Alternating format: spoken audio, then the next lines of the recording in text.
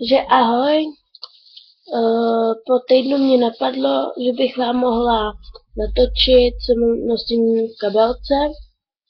Spíš já mám takovou tašku, takže moje taška vypadá takhle. Prostě, no. Že v první kapse tam nic nemám. Jdeme dovnitř.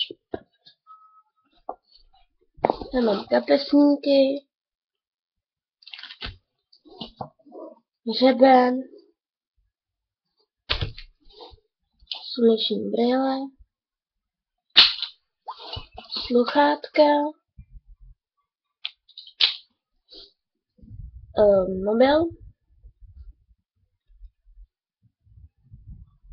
takovýhle, deodorant od Rexony,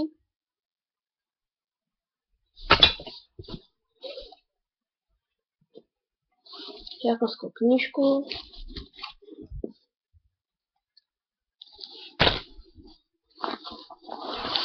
učení,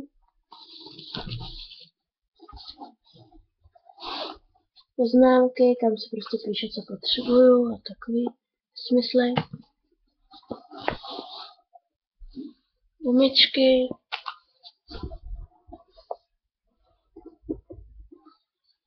s tím spíš si píšu prostě takhle po ruce a takový prostě. No a takže moje taška vypadá takhle zevnitř. A tady má ještě jednu takhle tu. Tak doufám, že se vám mé video líbilo a možná se uvidíme u příštího videa. A pozdravuji tě, Michale. Ahoj.